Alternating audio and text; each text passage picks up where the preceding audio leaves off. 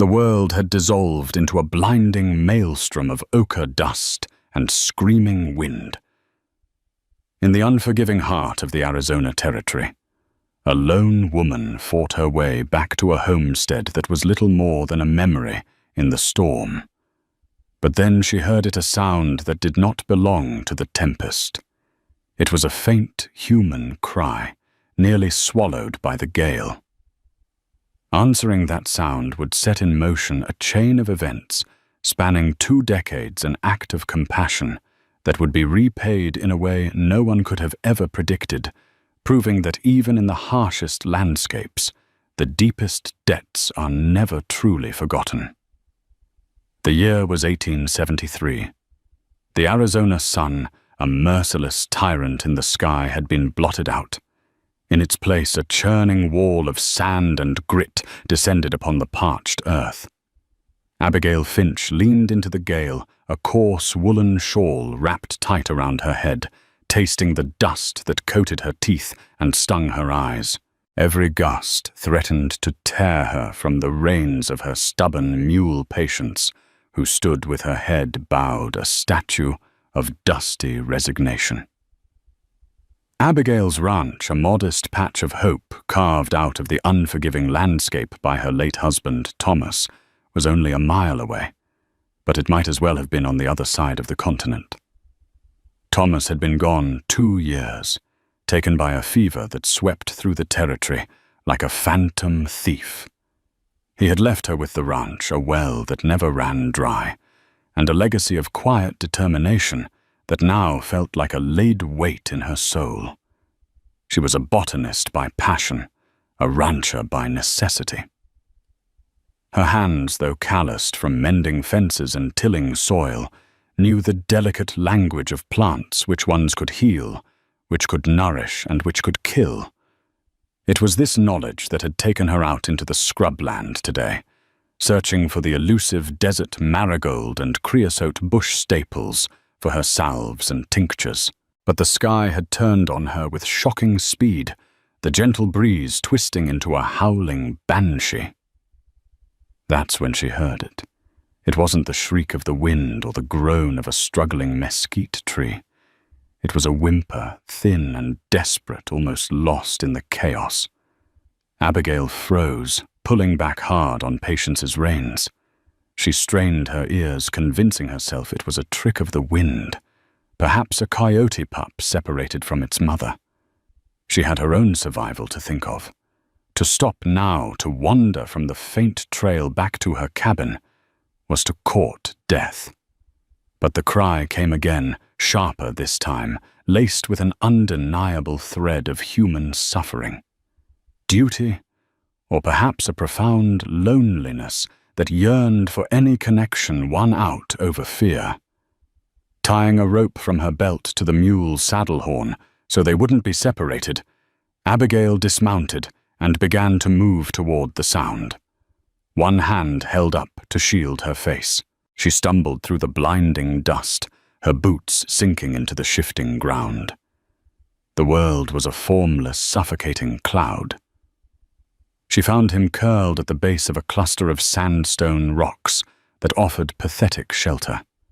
He was a small boy, no older than 5 or 6, his Apache heritage clear in his straight black hair, now matted with sand, and the simple leather tunic he wore. He was alone, unconscious, his small body trembling with violent shivers. His lips were blue and cracked.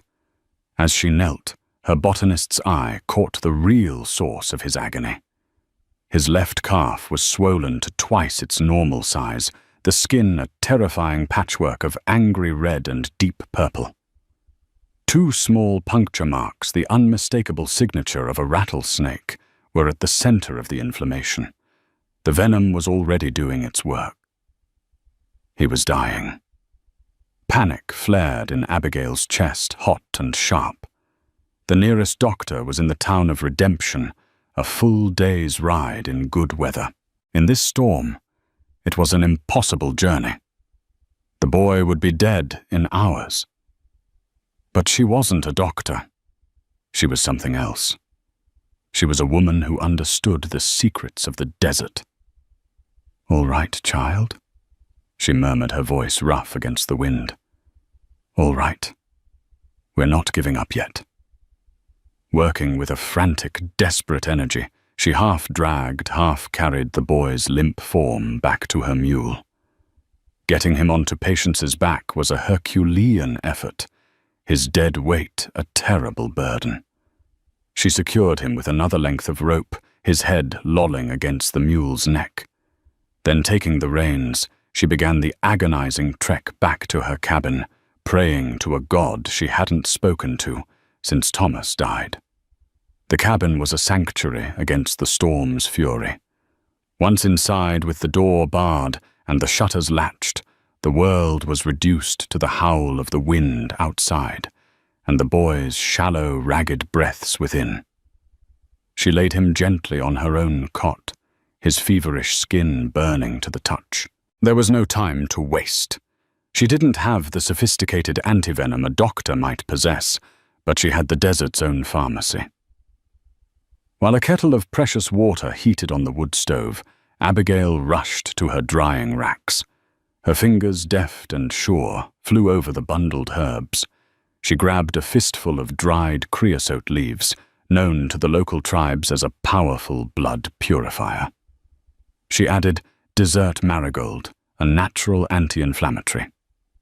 Finally, she took a prickly pear cactus pad she'd harvested last week, and with a sharp knife scraped out the thick mucilaginous pulp. She crushed the dried herbs with a mortar and pestle, the frantic grinding a counterpoint to the storm. She mixed the powder into the cactus pulp, creating a thick greenish poultice that smelled of rain and earth.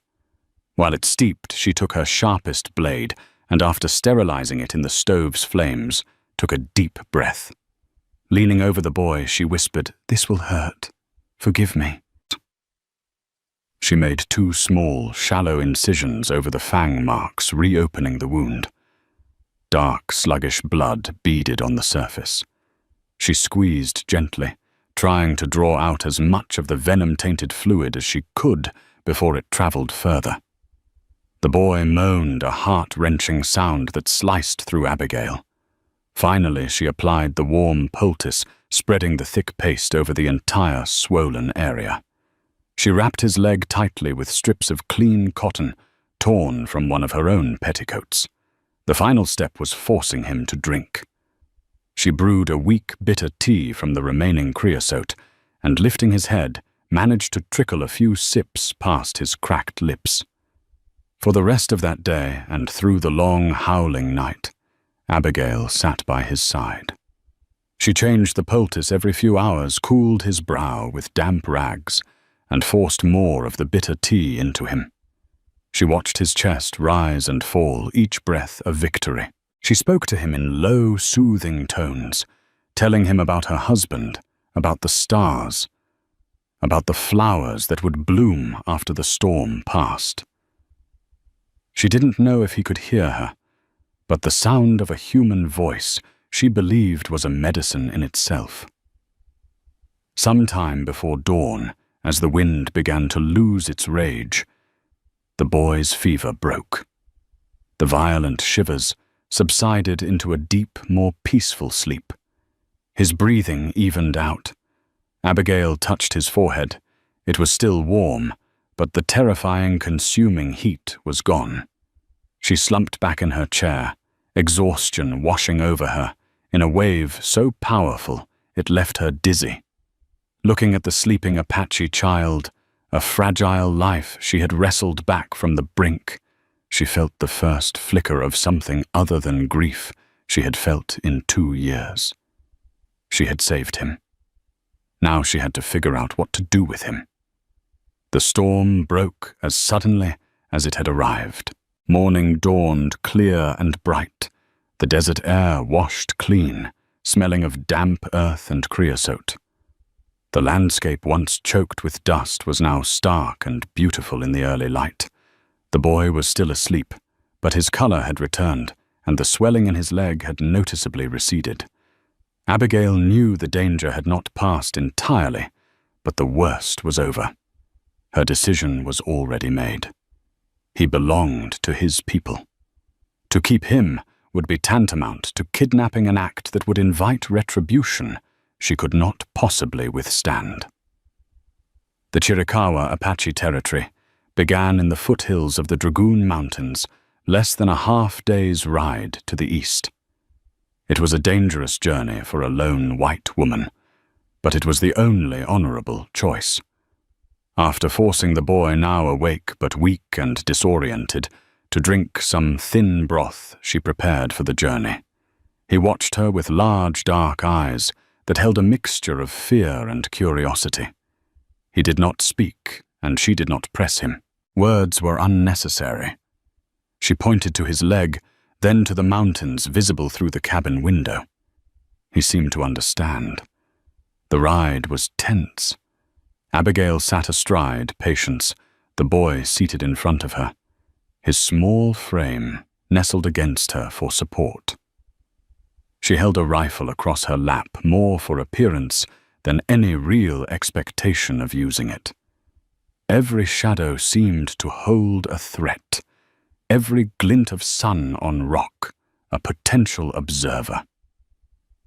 The stories settlers told about the Apache were terrifying tales of violence and merciless raids. Yet the child in her arms was just that, a child. They found the encampment nestled in a hidden canyon, the smoke from its fires a thin gray smudge against the blue sky. As they approached, two riders broke away from the camp and galloped toward them, their figures shimmering in the heat. They were armed with rifles and wore grim expressions. They reined in their ponies a dozen yards away, cutting off Abigail's path. Abigail raised one hand, palm open, in a gesture of peace. Her heart hammered against her ribs. "I have come to return a child," she called out, her voice steadier than she felt. The warrior's eyes fell on the boy in her arms. A flicker of recognition, then astonishment crossed their faces. One of them let out a sharp cry in his own tongue and wheeled his horse around, racing back towards the camp. The other remained, his rifle held loosely, but his gaze fixed on her, sharp and appraising. Within minutes, the camp emptied. Men, women, and children poured out their expressions, a mixture of disbelief and apprehension. An older man, with a face like carved granite and eyes that held the weight of immense sorrow, pushed his way to the front. He wore the markings of a chief. This, Abigail surmised, must be the boy's father. She dismounted carefully, helping the boy down. He was still unsteady on his feet. As soon as his moccasins touched the ground, he stumbled toward the chief, crying out, "Father!" The chief swept his son into his arms, burying his face in the boy's hair. A collective sigh of relief and wonder rippled through the crowd. The chief, whose name was Nashit, held his son at arm's length, examining him, his hands tracing the boy's face as if to confirm he was real. His eyes then fell on the crude bandage around his son's leg. He unwrapped it carefully. The skin was still discolored and tender, but the wound was clean, the swelling dramatically reduced. An elderly woman with a wise, wrinkled face stepped forward and peered at the poultice Abigail had left on the wound. She sniffed it, then touched it with a wrinkled finger. She looked up at Abigail, then spoke to Nashit in a low, rapid torrent of Apache. Nashita's gaze lifted to meet Abigail's. The raw grief was still there, but it was now mingled with a reluctant gratitude. He spoke his English, heavily accented but clear. "My son's mother. The storm took her. She was trying to get him to the rocks. He said a woman found him, a woman with hair the color of the sun." Abigail simply nodded her throat, too tight to speak. "You used the old woman's breath," Nashit said, gesturing to the creosote. "And the sun spirit flower. Our ways." "How?" "I study the plants," Abigail replied softly. The desert provides its own cures, if you know where to look. A silence fell over the canyon, thick with unspoken thoughts. Abigail had crossed a cultural divide, not with force, but with knowledge, their knowledge. Nachit looked from his son Taza to Abigail, then back again. He gave a curt nod. "A debt has been made." He said the words formal and cold. "The Chiricahua do not forget debts, or trespassers. Your presence here is finished. Go." It was a dismissal, not an invitation. There would be no shared meal, no warm thanks. The debt was acknowledged, a spiritual ledger balanced, but the chasm between their worlds remained as wide as ever. One of the warriors silently escorted her to the edge of their territory. As she rode away, she glanced back once. Taza was watching her, a small, solitary figure standing beside his powerful father. He did not wave. Returning to her ranch felt like returning to a different world. The silence of her cabin was heavier than before. The encounter had left her unsettled, an outsider to two worlds no longer fully belonging to the settler community, with its fears and prejudices, and forever an alien to the Apache. A week later, a new kind of visitor arrived. A man on a fine black stallion, dressed in a tailored suit that looked ridiculously out of place against the dusty backdrop. He was handsome in a severe way, with cold blue eyes and a smile that never reached them. "Ma'am," he said, tipping his hat as he dismounted. "Silas Blackwood. I believe I own the neighboring spread to the east." Abigail knew of him. Blackwood was a name spoken with a mixture of awe and fear in redemption. He'd arrived a few years ago with a fortune of unknown origin and had been buying up land at an astonishing rate, often from ranchers who had suddenly fallen on hard times. "Mr. Blackwood," she said, her tone neutral. "I won't beat around the bush, Mrs. Finch," he said, his gaze sweeping over her small but well-kept property. "I'm consolidating my holdings. Your ranch particularly, its access to that little creek is of interest to me. I'm prepared to make you a very generous offer, more than fair, enough to set you up comfortably back east away from all this harshness." Abigail's spine stiffened. This ranch was all she had left of Thomas. "The ranch is not for sale." Blackwood's smile tightened, almost imperceptibly. "Every man has a price, Mrs. Finch, and every woman a point where sentimentality becomes a liability. Think on it. The desert is a lonely place for a woman on her own. Things happen." The veiled threat hung in the air long after he had ridden away. Abigail stood on her porch, watching the dust settle, a new and more insidious storm gathering on the horizon. The debt the Apache chief had spoken of felt 1,000,000 miles away. Here in her world, survival was about to become a different kind of battle. Silas Blackwood was a patient predator. His initial assault was not with force, but with a slow, creeping strangulation. A month after his visit, Abigail woke one morning to a disturbing silence. The gentle gurgle of Whispering Creek, the lifeblood of her ranch that irrigated her small vegetable patch and watered her modest herd of cattle, was gone. She rushed to its banks. The creek bed was not dry, but the flow had been reduced to a pathetic trickle, not enough to sustain life for long. She followed it upstream for 2 miles, her heart sinking with every step, until she found the cause. A crudely constructed dam of rock and timber had been erected just inside the border of Blackwood's property, diverting the majority of the water into a newly dug channel leading toward his vast rangeland. It was legal, just barely. As the upstream landowner, he had rights to the water. But it was a cruel and deliberate act designed to choke her out. She rode into Redemption to file a complaint with the sheriff.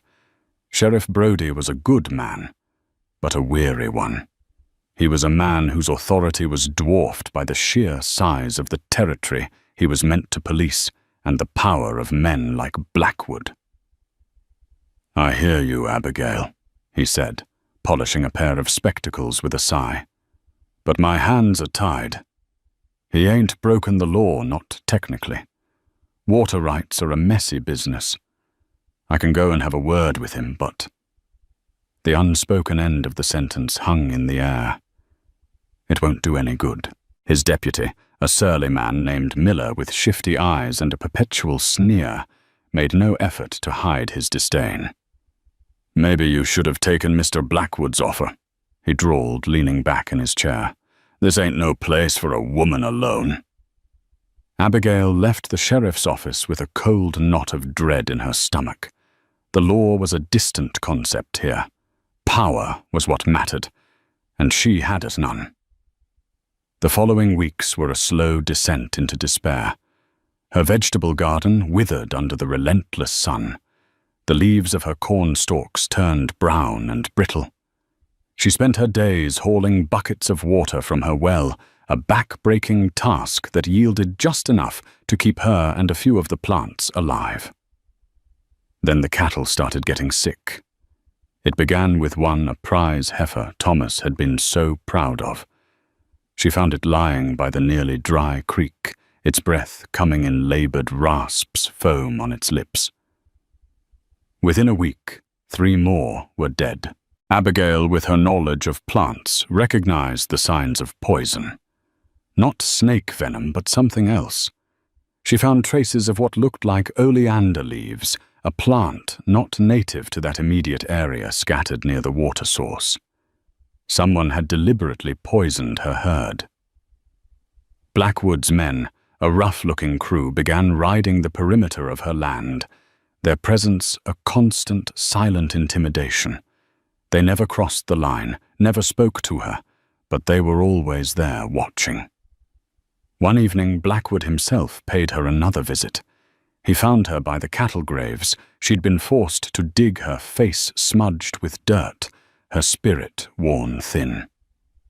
"A string of bad luck, Mrs. Finch," he said, his voice dripping with false sympathy. "It's a sign, perhaps. The land itself is telling you it's time to move on. My offer still stands. In fact, given your recent losses, it's more generous than ever." "You did this," Abigail said, her voice trembling with a rage that was all she had left. "You diverted my water, you poisoned my cattle." Blackwood feigned a look of shock. "Such terrible accusations. You have no proof, of course, just the wild imaginings of a grieving woman who is clearly in over her head. Accept the offer, Abigail," he said, his voice dropping to a low, menacing growl. "Or the next bit of bad luck might befall the house itself. Fires are so common in the dry season." He rode off, leaving his threat to poison the air. Abigail felt a profound and terrifying isolation. She was a single woman standing against a wealthy, ruthless man who was systematically destroying her life piece by piece. The law wouldn't help her. Her neighbors were too scared of Blackwood to intervene. She was utterly alone. That night, unable to sleep, she sat on her porch, her late husband's shotgun across her lap. She looked east toward the dark, sleeping shapes of the Dragoon Mountains. She thought of the Apache boy Taza and the cold, formal debt his father had acknowledged. It felt like a lifetime ago, a strange dream that had no bearing on her current nightmare. The unspoken debt of the Chiricahua was a whisper in the wind, drowned out by the loud, brutal reality of Silas Blackwood's greed. Hope was a luxury she could no longer afford. The breaking point came a week later on a moonless, starless night. Abigail was jolted from a restless sleep, not by a sound, but by a smell, the acrid, unmistakable stench of smoke. Then came the hellish orange glow, flickering against her bedroom window. She threw on her boots and burst out of the cabin. The sight stole the air from her lungs. Her barn, the barn Thomas had built with his own 2 hands, the structure that held her meager stores of hay, her tools, her saddle was engulfed in flames. Fire roared toward the sky, a monstrous living thing, consuming years of hard work and memory in its hungry maw. She ran toward it, a bucket in hand, a futile gesture against the inferno. The heat was a physical blow driving her back. Sparks rained down, catching the dry grass around the barn, and she frantically beat them out with a wet sack, her actions driven by pure primal instinct. There was nothing she could do for the barn. It was already a skeleton of blazing timber. All she could do was stop the fire from reaching her cabin. For what felt like hours, she fought the spreading grass fires, her face blackened with soot, her lungs screaming for clean air. The roar of the blaze was a deafening testament to Silas Blackwood's final cruel message. He had warned her. By the time the sun began to rise, the barn was a smoking, smoldering ruin. The fire had been contained, but everything of value save the cabin itself was gone. Her livelihood, her connection to her past, all of it reduced to ash and charcoal. Abigail stood there, staring at the wreckage, and felt something inside her snap. It wasn't anger anymore. It was a vast, hollow emptiness. Blackwood had won. He had systematically dismantled her life, and now he had burned its heart. There was nothing left to fight for. She walked back to the cabin in a daze, past the graves of her cattle, past the withered garden. She packed nothing. Possessions no longer mattered. She simply saddled Patience, the last living creature on the ranch, that mattered, filled a canteen from the well, and rode away from the smoking ruins without a backward glance. She didn't ride west toward redemption. There was nothing for her there but pity and fear. She didn't ride east toward the Apache. What could she do beg for help based on a cold 20-year-old debt? It was absurd. She just rode. She rode south into the vast, empty expanse of the Chihuahuan Desert, with no destination in mind. She was a ghost on a ghost mule, fleeing the wreckage of her life. For 2 days, she moved in a stupor of grief and exhaustion. The sun beat down on her, and the canteen was soon empty. Patience, ever loyal, plodded onward, but her steps grew slower, more labored. On the 3rd day, Abigail's strength gave out. The world began to swim, the harsh landscape blurring at the edges. She slid from the saddle, her body too weak to hold on any longer, and collapsed onto the hot, unforgiving ground. Patience nudged her with her nose, but Abigail couldn't move. Her last conscious thought was of the irony, after surviving the sandstorm, the snakebite and the fire, she was going to die of thirst in a silent, empty wilderness. She awoke to a face hovering over her. It was not the face of an angel. It was the weathered, creased face of an Apache man, his hair streaked with gray, his dark eyes studying her with an unreadable expression. He held a water skin to her lips, and she drank greedily the cool liquid, a shock to her system. When she could finally speak, her voice was a dry rasp. "Who?" "You are on Chiricahua land," the man said. He was not one of the warriors she had seen before. He was older, a scout by the look of his gear. I was lost," she whispered. The scout's eyes traveled over her soot-stained clothes, her exhausted state. He then looked at her hair, still the color of pale corn silk, though now streaked with dust and gray. A flicker of something not quite recognition, but consideration, passed through his eyes. "The spirits have led you to a strange place," he said cryptically. He helped her to her feet, his grip surprisingly gentle. "You cannot stay here. Come. Our chief will decide what is to be done with you."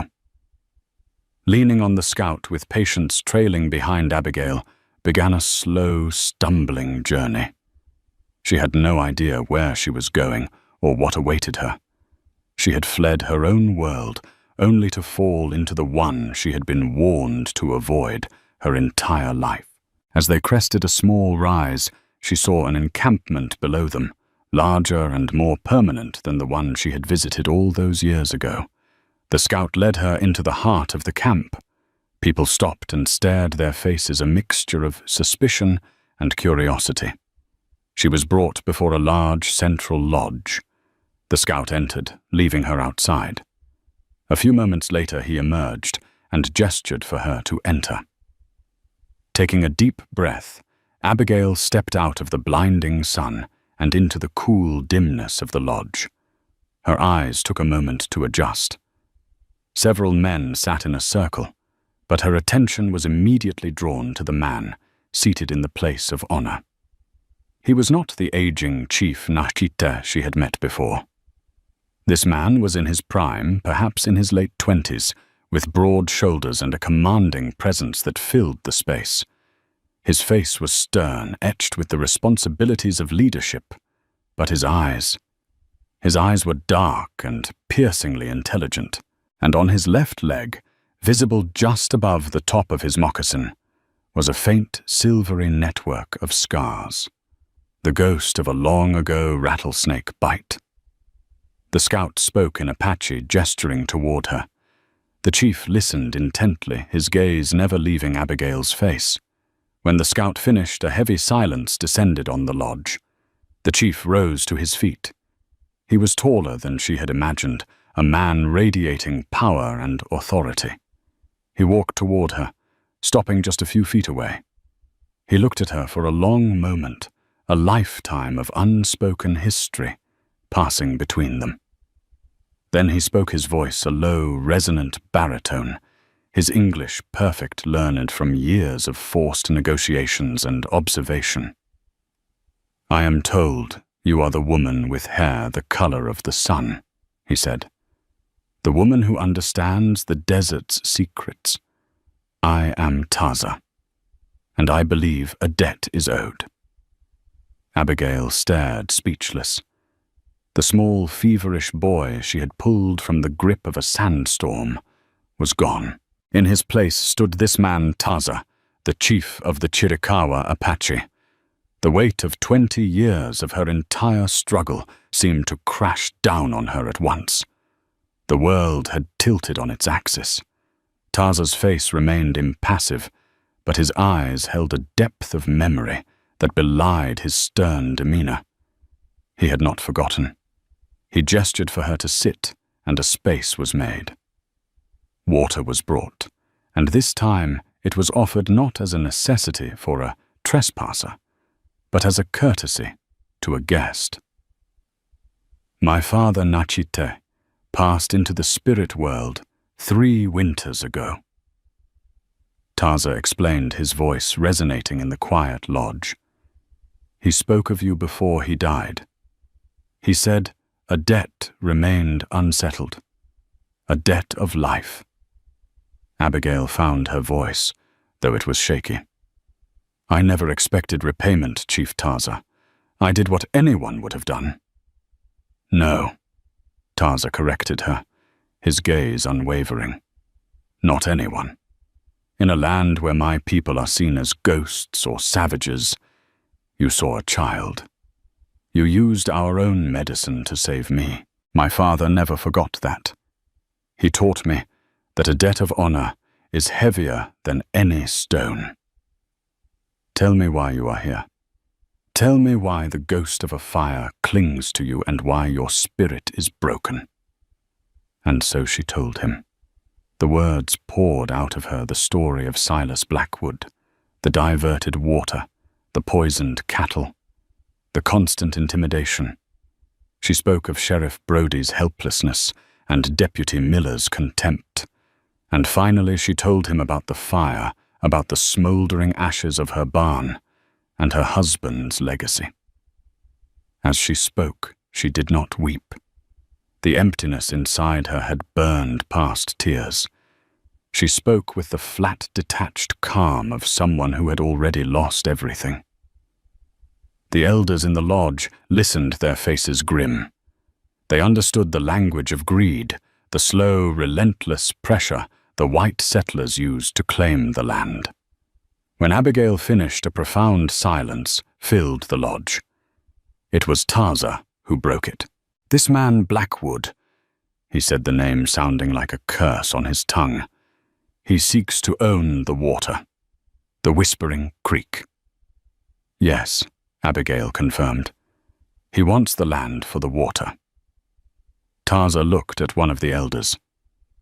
"The creek flows from our mountains. It feeds the hunting grounds in the southern valley before it reaches the white man's ranches. If he poisons it for one, he poisons it for all." The implication was clear. Blackwood's war against Abigail was no longer a private matter. He had, in his ignorance and arrogance, trespassed upon the resources of the Chiricahua.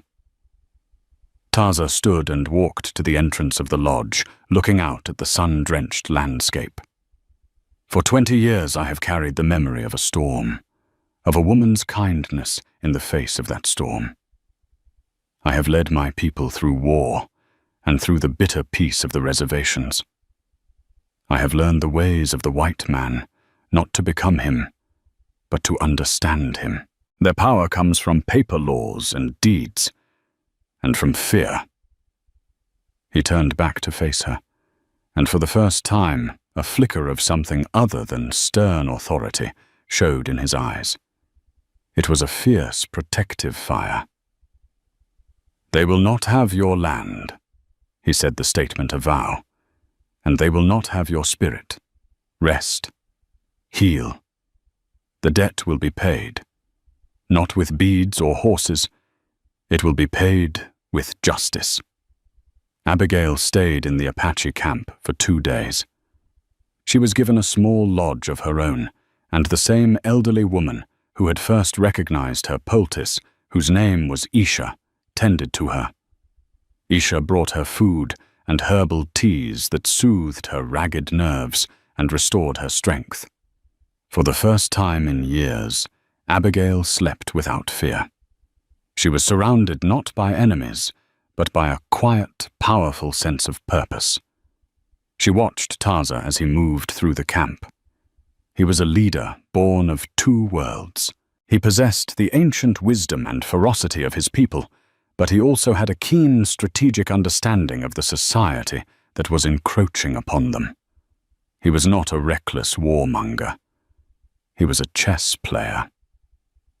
On the morning of the 3rd day, Taza approached her. Behind him stood a dozen of his best warriors, mounted on strong ponies, their faces painted not for war, but for solemn purpose. They were silent, disciplined, and formidable. "It is time to return to redemption," Taza said. "But you will not go alone." Abigail looked at the imposing force behind him, her heart pounding. "What are you going to do?" "Blackwood understands the language of fear," Taza replied, his hand resting on the neck of his own powerful warhorse.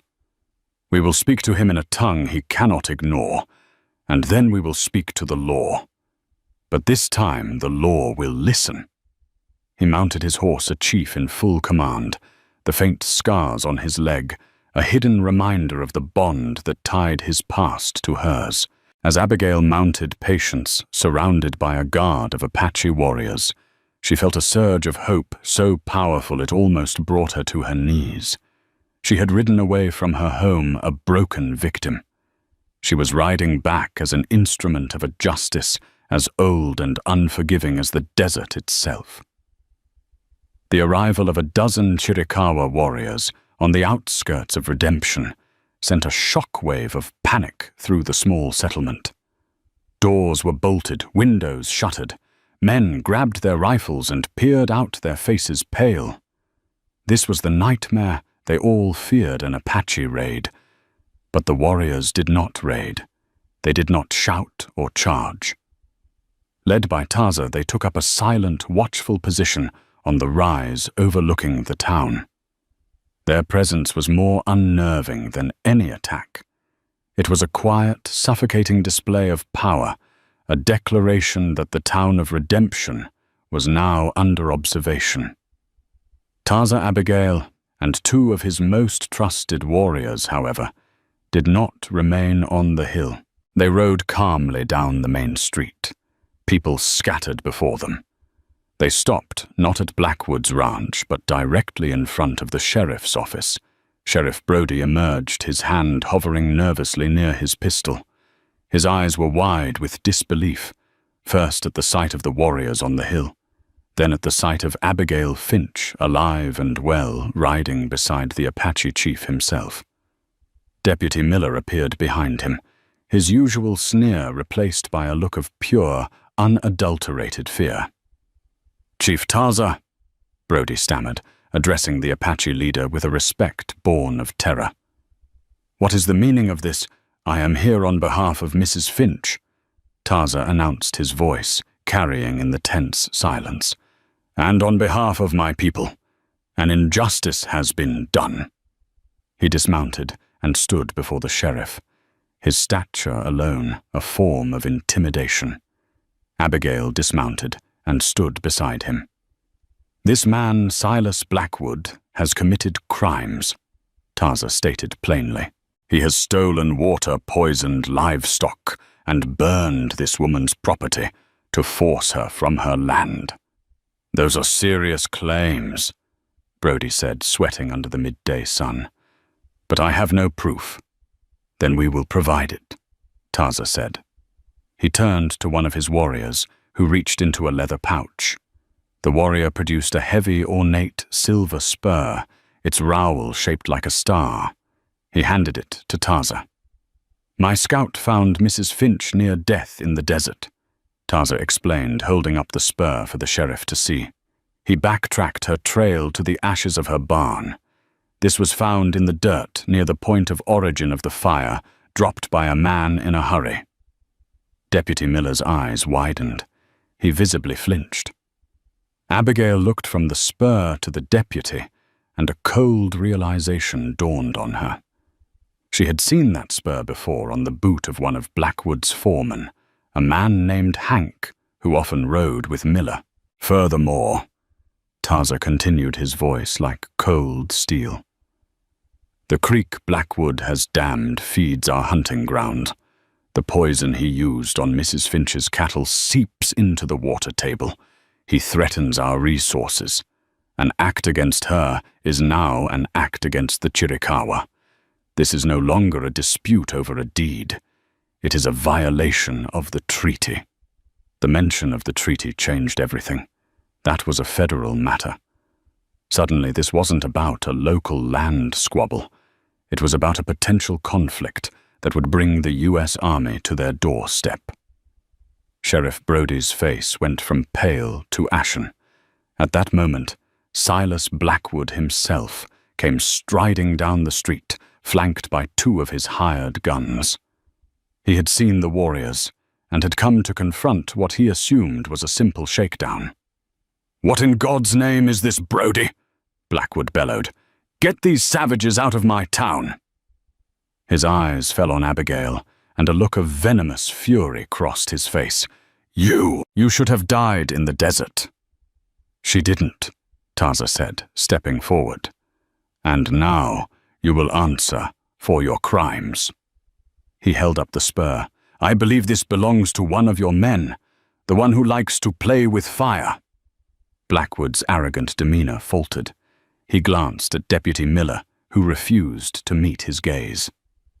In that moment, Blackwood saw his power structure crumbling. The law, which he had so easily manipulated, was now backed by a force it could not ignore. "This is nonsense," Blackwood blustered, but his voice lacked conviction. He made a fatal mistake. His hand twitched toward the pistol at his hip. He never cleared the leather. In a movement too fast to follow, Tarza's hand shot out and gripped Blackwood's wrist, twisting it with bone-jarring force. Blackwood cried out in pain, his pistol clattering to the dust. The two warriors behind Tarza had their own weapons drawn, aimed not at Blackwood, but at his two henchmen, who froze with their hands raised. "Deputy Miller," Sheriff Brody said, his voice finally regaining a measure of authority as he saw the balance of power shift. "You know something about this spur, don't you?" Miller, trapped between the icy stare of the Apache chief and the desperate glare of his former employer, crumbled. It was Hank," he stammered. "Blackwood's foreman. He told me, he said Blackwood ordered him to set the fire." It was over. The confession, coerced by the silent threat of a dozen Apache warriors and the presence of their unwavering chief, sealed Blackwood's fate. His power, built on fear and intimidation, evaporated in the harsh light of day. Blackwood and his men, including the now confessing Deputy Miller, were taken into custody. The dam on Whispering Creek was dismantled the next day. The federal marshals, alerted by Sheriff Brody about the treaty violation, arrived a week later to ensure Blackwood would face justice for his crimes. Abigail returned to her ranch. Tarza sent a dozen of his own people to help her. In 2 weeks, a new barn stood where the old one had fallen built, with a combination of settler tools and Apache know-how. The two groups worked side by side, a quiet, respectful collaboration that would have been unthinkable just a month prior. Before he returned to the Dragoon Mountains, Tarza came to see her one last time. They stood on her porch, looking out at the healing land. "The debt is paid," Tarza said. "It is more than paid." Abigail replied, her voice thick with emotion. "You gave me back my life, Tarza, just as I once did for you." He simply nodded the bond between them, needing no more words. He mounted his horse, and with a final searching look turned and rode east, a chief returning to his people. Abigail Finch stood and watched him go, no longer a victim, but a survivor. She was a woman who had saved a dying Apache child in a sandstorm, and 20 years later, in a storm of a different kind, he had returned as a chief to save her right back. The autumn that followed was one of quiet miracles. The Arizona landscape, so often a canvas of harsh ochres and browns, was softened by the golds of cottonwood trees lining the banks of Whispering Creek. The creek itself no longer whispered. It sang. Its current, full and steady, flowed past Abigail's property, a constant, soothing murmur that spoke of life renewed. The new barn, its fresh pine timbers, smelling sweet in the crisp air, stood as a proud testament not to what was lost, but to what had been built in its place. Inside it was stocked with hay, and her small, replenished herd of cattle drank freely from the creek, untroubled and healthy. Her garden, once a patch of withered despair, now overflowed with late-season squash beans and hardy greens. The land, like Abigail herself, was healing. The town of Redemption had changed, too. The fear that Silas Blackwood had wielded like a weapon had dissipated, replaced by a cautious but tangible sense of order. People spoke to Abigail now, their greetings no longer tinged with pity, but with a deep and sometimes fearful respect. She was the woman who had walked out of the desert with the Apache chief at her side, the woman who had faced down the territory's most powerful bully and won. She had become a local legend, a figure existing in the space between the settled world and the wild one. One afternoon, Sheriff Brody rode out to her ranch, his posture straighter, his gaze clearer than she had ever seen it. He dismounted and accepted a glass of cool water from her well, a gesture that felt both formal and neighborly. "Just wanted to give you the official word, Abigail," he said, wiping his brow. "The federal marshals have taken Blackwood to the prison at Yuma. He won't be troubling anyone for a very long time. Miller and the others who testified received lesser sentences. It's over." "Thank you for letting me know, Sheriff," she said quietly. "No," Brody insisted, looking her straight in the eye. "Thank you. You reminded me that the law is only as strong as the people willing to stand up for it. You and Chief Taza, you forced us all to be better." He gestured toward her thriving ranch. "Things are different now. Calmer. There's an understanding that didn't exist before. The creek flows for everyone, or it flows for no one." After he left, Abigail felt a sense of peace that had been foreign to her for years. The chapter on Silas Blackwood was truly closed. A week later, another visitor arrived. It was not a lawman or a curious townsperson. A lone figure on a pony approached from the east, from the direction of the Dragoon Mountains. As the rider drew closer, Abigail recognized the wise, wrinkled face of Isha, the elderly Chiricahua healer. Abigail met her at the edge of the yard. Isha dismounted with a slow, deliberate grace. There was no grand greeting, no formal pronouncement. The two women healers from different worlds simply looked at each other with a profound, shared understanding. Isha held out a small leather pouch. Inside was a collection of dried mountain sage and a rare, potent root Abigail had only ever read about in botanical texts, known for its ability to calm the deepest fevers. It was a gift of immense value, a sharing of knowledge that transcended language. In return, Abigail led Isha to her own herb-drying racks inside the cabin. She gestured to the carefully bundled desert marigold and the potent creosote leaves, the very plants that had saved Taza's life. Then she pointed to a small pot on her windowsill, where a cutting from a willow tree grew a source of pain relief she knew the Apache also valued. She offered a bundle of the dried willow bark to Isha. The old woman accepted it with a solemn nod. Her dark eyes surveyed Abigail's small, orderly home, lingering on the books and the scientific sketches of plants pinned to the wall. She touched the page of an open book, a faint smile gracing her lips, as if recognizing a kindred spirit in the careful lines and notations. They sat together on the porch for nearly an hour, speaking very little. They shared a cup of mint tea, watching the sun lower toward the horizon. The silence between them was not empty. It was filled with a mutual respect for the quiet power of the earth and the wisdom required to unlock its secrets. When Isha finally rose to leave, she placed a hand briefly on Abigail's arm. It was a simple touch, but it conveyed a universe of meaning, gratitude, kinship, and the acknowledgement of an enduring bond. As Isha rode away, a solitary figure disappearing into the twilight, Abigail stood by the banks of Whispering Creek. She was no longer just a widow, a botanist, or a rancher. She was a bridge. She was a living part of what the townsfolk had begun to call the Creek Accord, an unspoken peace, a recognition of shared destiny. Her life was not the one she had planned with Thomas, but it was a life forged in fire and sand, a life of profound and unexpected purpose. She had found her place not in one world or the other, but in the quiet, vital space in between. The story of Abigail Finch and Chief Taza is a powerful testament to the enduring strength of human compassion in a world defined by conflict.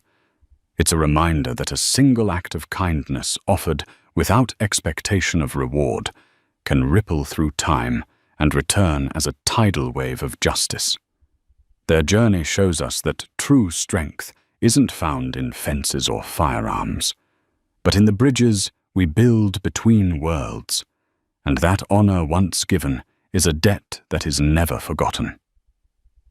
In the vast, unforgiving wilderness of the West, These two unlikely souls proved that the deepest connections are forged not in peace but in the heart of the storm. If this story of courage, honor, and the unexpected turns of fate moved you, please give this video a thumbs up. Share it with others who appreciate tales of the true American West. And don't forget to subscribe to our channel for more stories that bring history to life.